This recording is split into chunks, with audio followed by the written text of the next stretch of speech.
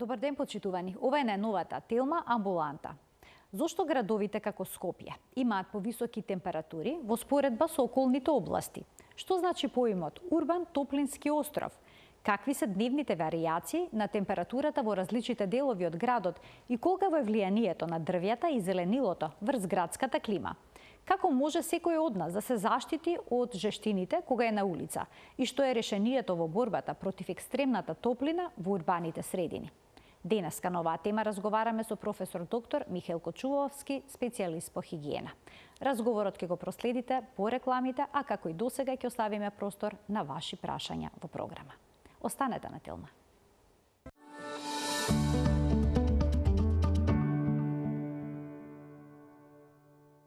Во денешната Телма амбуланта зборуваме за градските жештини, каква е улогата на зеленилото во заштитата на човековото здравје.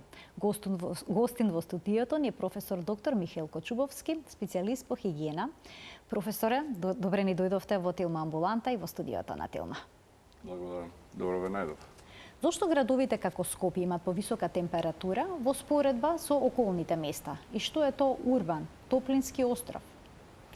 Видете, по големите градови, каде што има голема количина на бетон, асфалт, кој е црн, одлично, значи многу згради, бетон, и малку зелени површини, значи малку зелени, малку дрва со големи крошни, се склони да имаат големи температури заради феноменот на радиатор.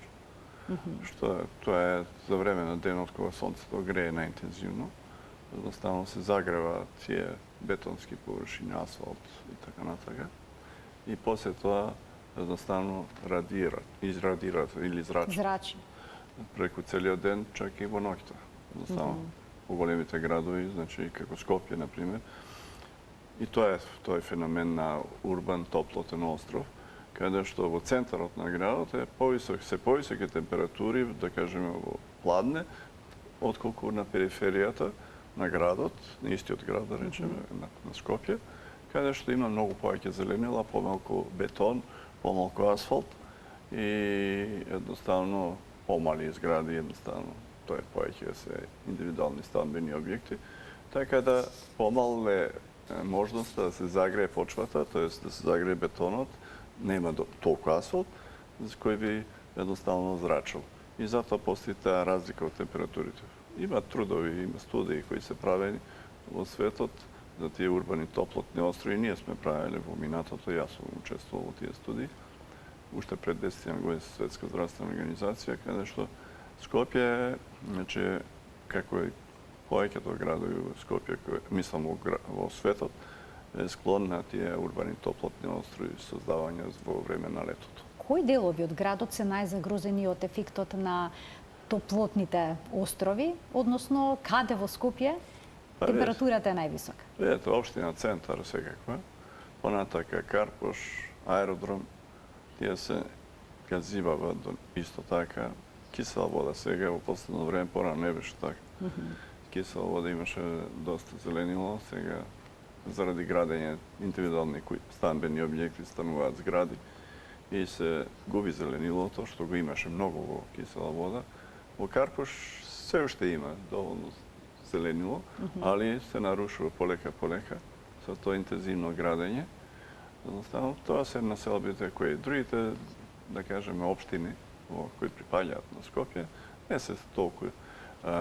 Значи, тој урбан топлотен остров не е само во центарот на градот, али тука е најинтензивен.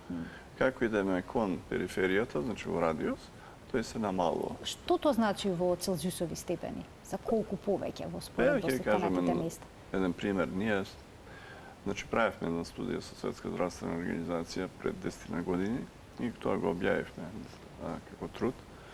И тоа беше, го фативме цело Скопје да видиме какви се температурите. И видовме дека тој урбан топлотен остров го има скоро во целиот град, али се разликуваат температурите, реков, не е секаде исто. И тоа се продолжува, за жал, не само кога е ден, туку и ноќе. И ние сега, синоќа веќе месец не беше најтоплиот ден, денеска е најтоплиот ден, предвидено. Ние имавме до кај 1 час од сабајле, значи после полноќ, високи температури. И значи луѓето што на пример отвараат прозори. Не се спиеш. Да, отвараат прозори за да проветруваат, природно проветрување, да имаме и природна вентилација која не лади навечер. Јас на пример отворив прозори, значи на север-југ таква ми е поставеноста, имам комарници и можам да ги отворам. И едноставно до 1 час од сабајле не ги отворив, затоа што температурата беше над 25 степени, кој вешке не те разладува едноставно. Дори кога падна 24 ги отворив прозорите едноставно. Значи, инаку по денови во летниот период, кога не е топло температурата негде до кај 9 часот полека е веќе пријатна. Збориме за Скопје. За малите градови, каде што веќе чим се стемни, веќе е пријатно. Затоа што имаат многу зеленило. Така. Едноставно. И немаат толку бетон, и немаат многу автомобили. Автомобили, особено со темна боја, црна боја, тоа се катастрофално, мислам, нешто за ово поднебје. Не само за Македонија, за целова географска ширина кај што живееме. Например, сите овие земји на Балканот, Шпанија, Италија, Португалија, Турција.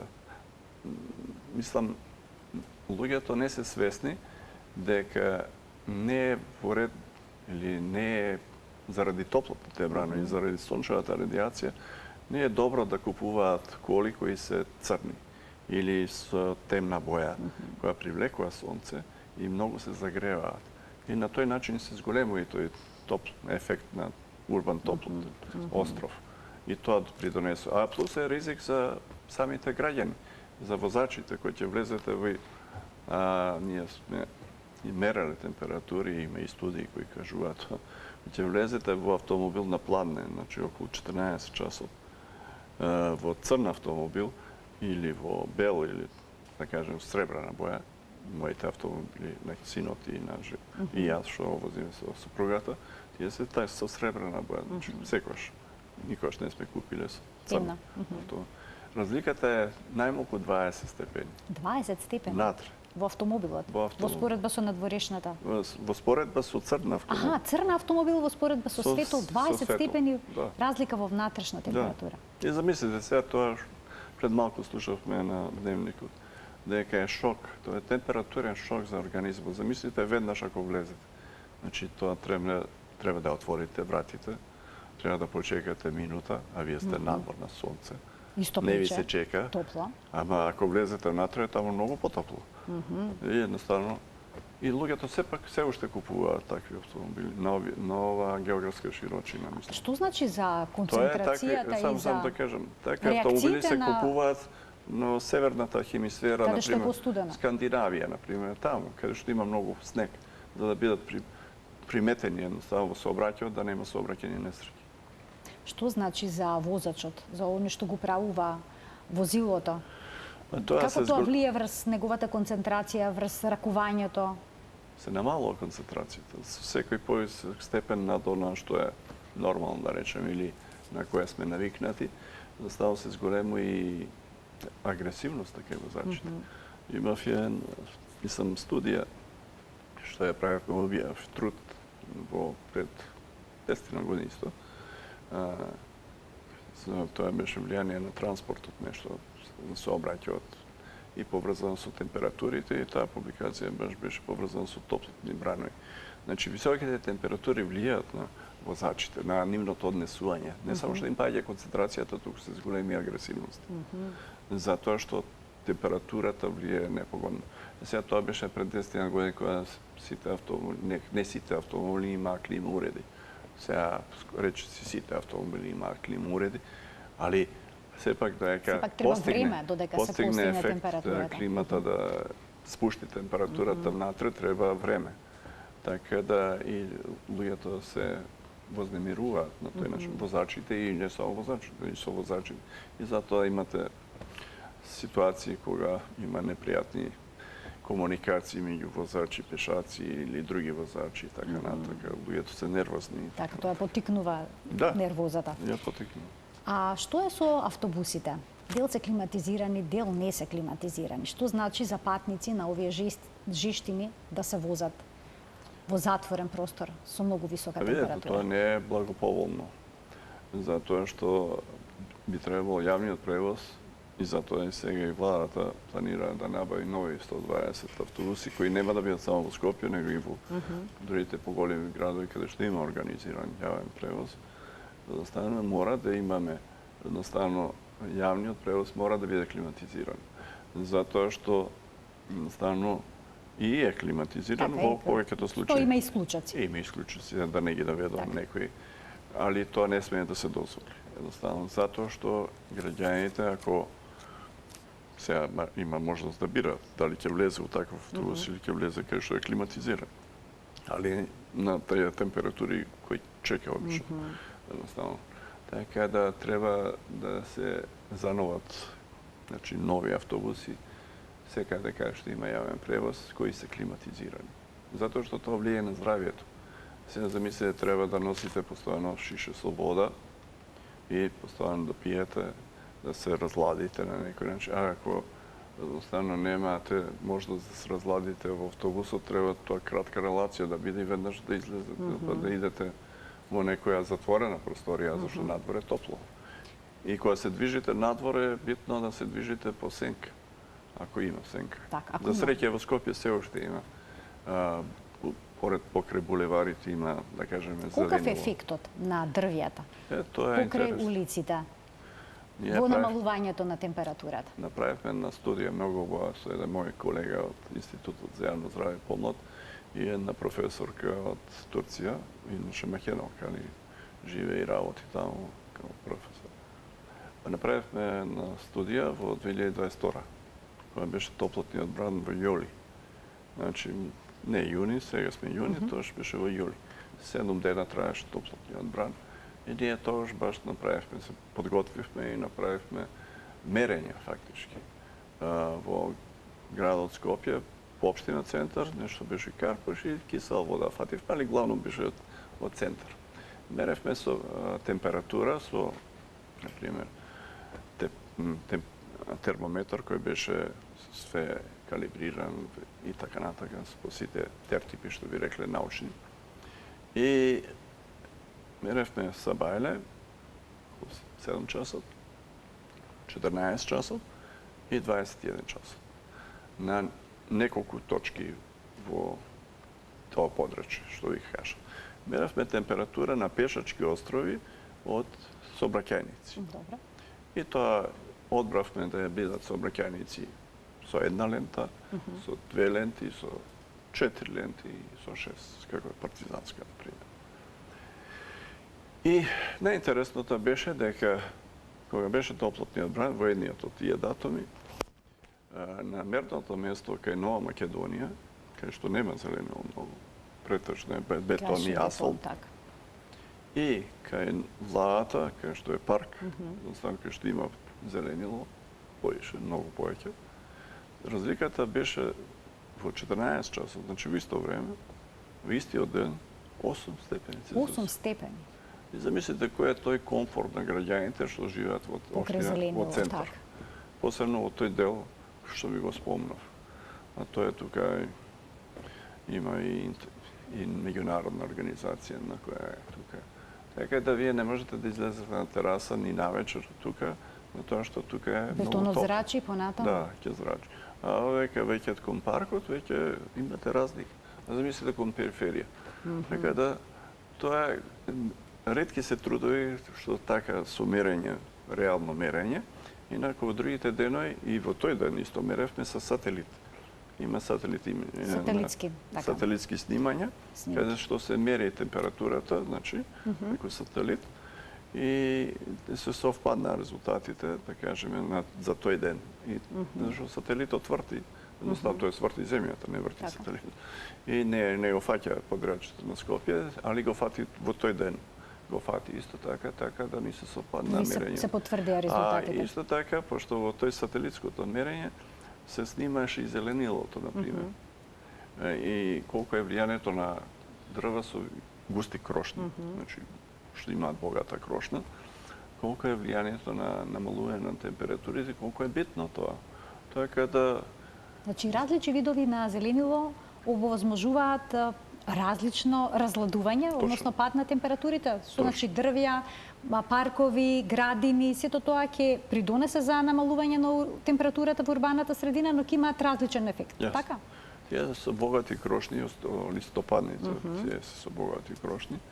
Едноставно, тие повеќе разладуваат. Како е феноменот на разладување од дрвата, со богати крошни? Разладуваат и четинарите и така натаму, ама не до толку.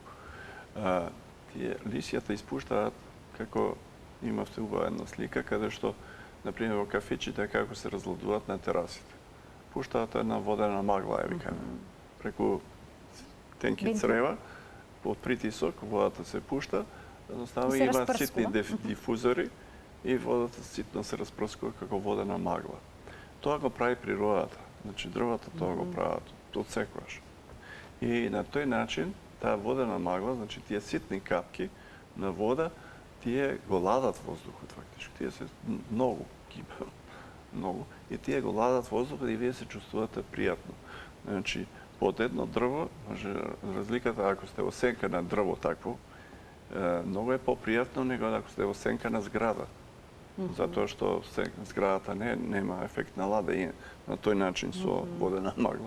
А ова дрвото го има, тоа го викаат евапотранспирација, мислам стручно. Али тоа е тоа што ви го објаснив. Така, од тука јасно е важноста за потребата од зеленило во градовите, во урбаните средини. Очигледно дека тоа е решението во борбата против жештините. Во некои земји, во одредени градови, централното градско подрачје всушност се затвора, се забранува за автомобили и се претвара во пешачка зона, во зелена зона. Што говорат резултатите? Дали навистина тие успеа да ја намалат температурата во градот, но истовремено и да го подобрат квалитетот на воздухот? Видете, например, во најблиску до нас, Љубљана. Љубљана, така? Љубљана е најзелен град, не само, да кажем, просторот на Балкан, него и поширок. Едноставно, тие од секогаш внимава на зеленилото и кај нив во центарот, тоа што го кажавте, забранен сообраќај. Само за пешаци и велосипедисти. И доста на храна, мислам, тоа е регулиран. Значи, нема тука. И има многу зеленило. И битно е да има и водени површини.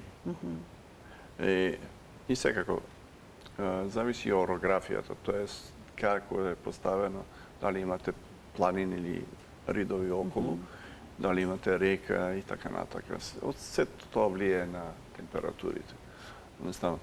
Али треба да има зеленило, што поише паркови, и не само паркови, како што е градски парк, например, има во Газибава парк и така натака, него и мини паркови.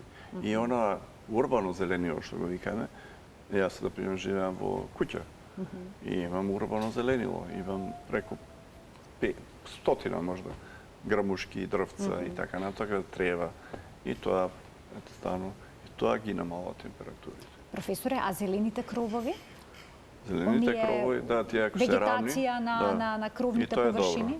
Тоа е добро, ги намалува површините. А иначе, не спомнав, веќе студии се направени во други градови, кај што, например, го зголемиле, да кажеме, засадили многу дрва, и го зголемиле зеленилото, и температурите ги намалиле за тие урбани топлотни острови за 2 до 3 степени Целзиус. Што е голем успех. Како не? Кај нас наместо да се засадува, кај нас се зголемува. Мислам, тој пораст на температура. Кај нас, за жал, ви реков, пошто имате куќа, ќе ја продадат куќата на инвеститор. Ќе никне зграда, нема ни метар квадратен веќе зелено. Ако е 400-500 квадрата. И потоа едноставно станува невозможно да се живее во една таква средина. Па полека станува Навистина е мачно. Иначе има тренд во светот и кај нас, овој појас секој, значи, што спомнав овие земји и претходно, појас на зголемување на температурите, постојано секоја година. И ние секоја година имаме рекордни температури. Така беше и минатата и предминатата. Поради климатските промени. Да, заради климатските промени, стално рекорди, секоја година. веројатно и оваа година ќе го пробиеме рекорд. Нов рекорд. Сега во борбата против урбаната жиштина, некои земји експериментираат со боите на асфалтот. Ги фарбаат улиците во бела боја. Колкав е ефектот од сето тоа? Што велат досегашните искуства? Видете, треба се внима, тоа е добро, мислам, од аспект на намалување на грејењето на асфалтот заради белата, тоа го ги одбива сончевите зраци и едноставно и не се загрева така како црниот асфалт. Но од друга страна треба да се внима на безбедноста на сообраќај. Треба да се направи студија да се види колку дали ќе има студија треба да се направи или студии повеќе за да се види дали ќе има зголемување да кажеме сообраќајни несреќи или не ако се практикува таква нешто. Иначе кај нас имаше една иновација. Колку што имам информација во Кавадарци иноватор произведе бел асфалт. Значи не да фарбате. Него самиот асфалт не е црпен, него е бел. Која е предноста на белата боја? Ладна површина на таков начин ќе се обезбеди? Да. Па видите, во Грција, например, постојано идете и по големиот дел на населението иде во Грција на одмор. Куќите во која боја се? Бела. И бело со сино. Велат некои да се пофарбаат улиците во сина боја, дека таа боја го имала сличен ефект како белата. Да, таа е попријатна за очи, за видот. Али белата, значи, едноставно не се загреваат, значи, куќите натре, затоа што не упиваат, да кажеме, сончевата радијација, едноставно и не се загреваат многу самите куќи, да кажем. И тоа е добро. Треба што поише бели да бидат фасадите. Исто така се споменуваат и бели кровови, ладни кровови, вела, тоа е исто така. И тоа е решение. Она реков ако е рамен кровот, тоа зелени кровови, тоа е многу добро решение. И тоа веќе ги намалува температурите во тој микроклиматски простор. Едноставно, така да и многу благопријатно делува. Да ги поканиме гледачите да се вклучат во денешната тема амбуланта со нивни прашања. Сигурна сум дека ќе имаат некакви дилеми или пак прашања кои што се однесуваат на темата на која што говориме, со оглед на тоа дека повторно има еден силно топол бран. Сега, професоре, како да се заштитиме од жештината додека одиме на улица? Па видите, ние, например, јас додека работам во Институтот за јавно здравје и во бев и да кажеме, национален соработник со Светска здравствена организација, со Министерството за здравство, за климатски промени и здрави. И ние имавме изработен акцијски план уште 2011 за топлотни бранови. И сега направивме нов, на која камера? Мислам дека ќе направивме ревидиравме тој акцијски план и фактички сме втора земја во Европа која направи мажорирање на акцијскиот план. Ова е акцијски план за превенирање на последиците од топлотните врз здравјето на населението на Македонија. Едноставно, и тоа е усвоено од владата. Значи, тоа беше во мај месец и веќе во мај месец направивме и обука на сите чинители кои треба да постапуваат сходно акцијскиот план, како и порано, сега има и нови. И исто така и како да се известуваат, направени се образци точно како да се известува, како да се мониторира и после тоа како да се прави еволуација. Многу е модерен овој акцијски план. Ја го координирав тој процес, Министерството за здравство го донесе, мислам го водеше тој процес, Институтот за јавно здравје и други, Управата за хидрометеоролошки работи и така натака, да не ги спомнам сите.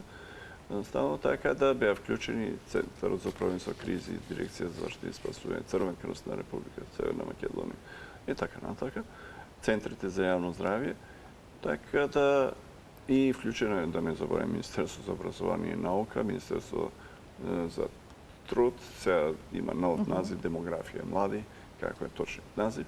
Едноставно така да еден целфатен процес и многу акцијски план кој има препораки. Кои се општите препораки за заштита на населението? Повеќето ги знаеме. Повеќето ги знаеме, тие беа и од стариот. И тука да се ја ги донесо физичка флаери. активност, да се носи лесна и светла облека, да се остане во затворени климатизирани простори, и затоа има едно прашање, односно подпрашање, внесување умерена количина вода, течност, да не се престојува на отворено во најтоплите делови од денот, туширање со вода.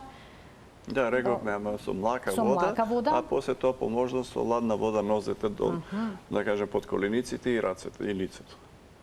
Така, во паркирано возило, кога сме го отвориме прозорецот и никогаш никој да не оставаме во затворено возило.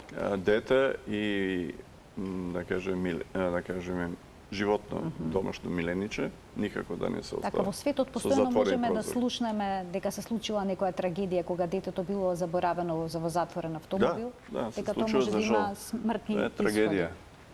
Тоа замислите родителот кој се случило тоа, не може да си го прости цел живот. Така. А се случува, рековме, при високи температури се јавува дистракцијата, значи намалување на концентрацијата на вниманието. Едноставно забораваш што никош не би ти се случило такво нешто. Така. Но топлината го прави своето. Престој во климатизирана просторија. Многу често знаеме да влеземе во некоја просторија каде што е навистина студено, а надвор се речиси 40 степени. Да, видите, што значи таа температурна разлика? Да, добро прашање. Ние затоа во новиот, да кажеме, акцијски план го оставивме и тоа. Како да се внимава на микроклиматските услови во затворени простори, во работни простори и домашни, да кажеме. Тоа го немавме порано. Има доста новини некои, така да макар да ние како Институт за јавно здравје ја порано го советував тоа. Значи клима уредите не треба да бидат сетирани или поставени, подесени на 21 степен Целзиус, како вообичаено што го правиме. И тоа е таа, да кажеме, амбиентна температура во внатрешен простор, која е идеална, да речеме. Али, кога е топлотен, мислам, кога се многу високи температури, во летниот период не треба да биде 21. Треба да биде 25. Зашто? Затоа што надвор имате 40 и сега вие 21, кај што е релативно ладно, нашата температура е околу 37. Да мислите, ако излезете надвор, не прилагоден, не адаптиран, вие имате топлотен шок, едноставно за организмот. И тоа е за особено ранлива популација опасно по здравјето, едноставно. И затоа советуваме, ако планирате, мислам, треба да излезете, барем 15 до половина час да се исклучи клима уредот пред да се излезе надвор. Зашто викам, па имам клима во автомобилот. Ако сте со автомобил. И ако ви е близко до работното место, да речеме, или до станот, до куќата. Но треба да излезете, треба да почекате да се олади автомобилот, ако е црн, рековме, бајаги време треба да почекате. Едноставно, едино ако имате некоја многу скап автомобил, па да го уклучите од надвор, мислам од дома или од натре, да се разлади, па да ве чека. Али тоа задоволство кај нас ретко кој може да си го дозволи. Така. А што се однесува до пиењето на ладни напитоци? Вода. Само вода? Вода.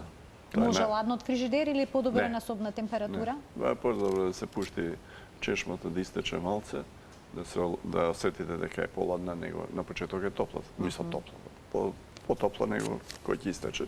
Чим истече една минута, да речеме, тоаш може да ја пиете. Која група? Значи не треба да се пијат оние безалкохолни свежителни пијалоци, не треба кафе многу да се пие, затоа што кај има кофеин и диуретик и плюс и кофеин има и така натака, а не треба алкохол да се пие и така. И да нормално за јадењето треба да се внима да не се јаде мрсна храна, треба лесна храна да се јаде. Која лесно се вари и затоа и кај летна манџа, како ви кажат, она со пиперки со јајца и така натака. Многу со атличен. Тоа е најсоодветно за овој период од годината. Затоа и се нарекува летна манџа. Да. Која група на луѓе се најзагрозени од градските жештини? Па видите, возрастните прво. Мислам возрастни над 65 години секако. Ние во акцијскиот план имаме ранлива категорија над 60 години, значи, али посебно над 65 години и над 60 секако. Понатака хронично болните со хронични незаразни болести. Но тоа се срцеосадови заболувања, цереброваскуларни и така натака. Понатака, малите деца до 5 годишна возраст, пошто тие терморегулацијата не им е се уште развиена, не се раѓаат, али и мајките и мислам родителите внимаваат на нив за да не прегреат и не смеат да ги изнесуваат кога е топло, зашто брзо се прегрејуваат, оние не може да се ладат, се уште нема таа терморегулација, посебно доенчињата. Едноставно, до 1 година тие се најризични. Понатака, бремените, жени. Понатака, секако, ранлива категорија е луѓето што работат надвор, на отворено. Се замисли, и затоа сега, например, мерките од владата се дека да не, препораките од 11 до 17 да не се работи. Затоа што не само заради температурите, тоаш и највисоко UV зрачењето, значи до сонцето, во тој период на ден. После 17 часот драстично се намало, а пред 11 часот исто така релативно не е толку високо UV зрачењето. И температурите сега, например, сега ако доаѓав, се високи 36, колку беше степени, сега 16 ќе биде 40. Така да, значи, тој период е и најтопол и најинтензивно ефектот на UV зраците. Тоа е зрачењето од UV зраците. Имаме гледач, ќе му дадеме предност да го слушнеме неговото прашање. Добар ден. Добар ден. Повелете. Добро, боље предност него ли понос. Да не сме малко, водителке. Слушај, јас сака од гостите секојаш гостинот е елоквентен и сакам малку да алудирам и на свеста. Не само да биде екотекативна, него и да биде превентивна. Во смисла, например, вака, за зелениното човекот многу фино од докторите до сега му имал 100% на подршка. Малку телките, знаеш како под притисок се на компанијата. Дали слушате? Да, не баш. Не ве слушаме сосема јасно во програма, само дали имате некое прашање да поставите? Абе, све знам, немам прашање. А вие се знаете, нема прашање, само се јавивте како поддршка дека оваа тема е соодветна за овој период од годината. Така. Ви благодарам за вклучувањето во програма. Имавме мали потешкоти со тонот во студиото. Така, апсолутно соодветна тема за овој период од годината. Споменавте дека се изработен акцијски план и дека има низа препораки како против топлотниот бран. Сите ги знаеме препораките. Така, не се од денеска тие се од уште првиот акцијски план уште кој го имавме, па и пред тоа имавме такви препораки. Така, што советувате кога се навистина високи температурите, а да речеме е викенд? Дали треба да се напушти бетонското чудовиште? Па да, ако има можност граѓаните да појдат негде у планина. Ја препорачувам планина. Кај што има повеќе зеленило, што сите обично летен период, заради децата повеќе, идат на море. И јас сум идол на море многу, едноставно. Али сега со климатските промени не сум толку више за море. Лично јас. И сметам дека и има студии, и трудови кои предвидуваат дека во наредниот период, да кажеме, дали за 10 години, луѓето нема да идат во летниот период, значи јули-август, каде што идат сега. Бидејќи ќе бидат неподносливи температурите. Бидејќи ќе бидат неподносливи. И сега се веќе неподносливи, во јули-август. И пред 2 години со син ми сакавме во август да идеме каде, сегде беа 40 степени Целзиусови, на крај знаете ли каде отидовме? Каде бевте? Охрид. Охрид беа пријатни температури. Затоа што е, знаете, на повисока надморска висина, Охрид 600 и нешто метри надморска висина. Има планини, голема водена површина и е многу благопријатно. Во истиот период таму беше 30, 31, 2, 3, да речеме. На другите места, сегде каде на море, беше преку 40. И не можете да излезете надвор. Значи, ќе морате да се рано да идете до 10 саат на плажа и евентуално после 18 часот, не 17, после 18, да идете пак на плажа. И што значи? Треба од 11 до 18 да се идете внатре. И зашто би плаќале онда? На море. И концептот на летување постепено. Баш кај на море има и други ризици и опасности, да не ги спомнам. Дали е загаденост, дали има ајкури, дали има медузи, се поеше заради температурите, други водни животини, цвета и на алгите и така натака, да не ми спомнам. Значи, Охрид е едно идеално место кое што климатски го препорачувате. И као климатски... А дали таму почува да се менуваат температурите? Да, во споредба исто со она така што било заради пред прекомерно градење. 10-20 години, така? Прекомерното градење доведе до тоа да нема природно проветрување, како што има во Скопје. Ние го запревме на поголемиот дел од центарот, природното проветрување, например со градски зид. Например, понатака со Капиштец, па со Порта Вла и така натака, природно проветрување. Дали од водно, дали од Вардар, ние самите го спречуваме со градењето. Урбанистите не знам како планираат. Едноставно и ето тоа е нарушено. Така и во Охрид имате природно проветрување од планината кон езерото и од езерото кон планината и се тие згради се како блокада, да речеме, спречка. И сега кој е решението? Да се реши проблемот кога има толку многу градби? Како да се намали ефектот, негативниот ефект на урбаниот топлотен остров? Треба да се, ако веќе сака да се гради, треба да иде во ширина, а не тука. Одноставно и треба што повеќе зеленило да се сади.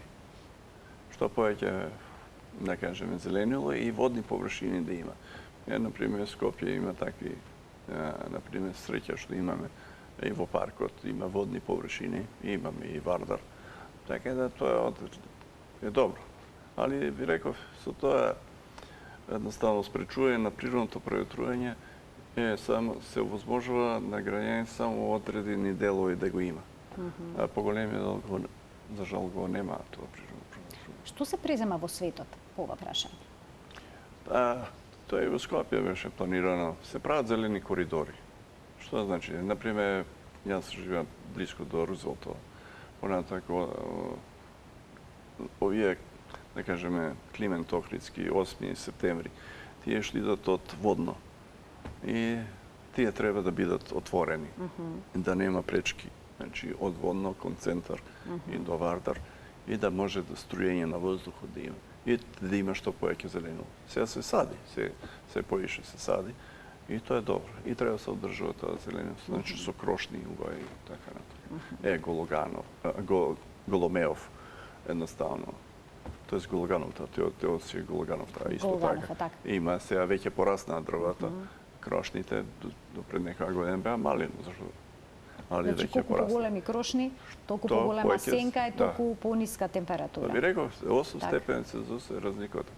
Одноставно, што е поширока улицата, секако температурите се повисоки. Професоре, ви благодарам многу за вашето денешно гостување во Телма амбуланта. Обработивме на вистина актуелна тема. Начнавме некои од прашањата кои што треба да бидат решени и за кои што треба сериозен пристап. Треба, сите, не само урбанистите и политичарите, сите градоначалниците особено, да внимаваат на тоа да има што повеќе зеленило. Бидејќи градските средини треба да имаат добри услови за живот. Па да, треба да имаме хумано живење, а не бетонско живење. Хумано живење значи зеленило. Што повеќе зеленило, да можете да излезете децата да играат, а не право на улица. И едноставно само улици, само градби. Каде е? Онда сите треба да бегаме.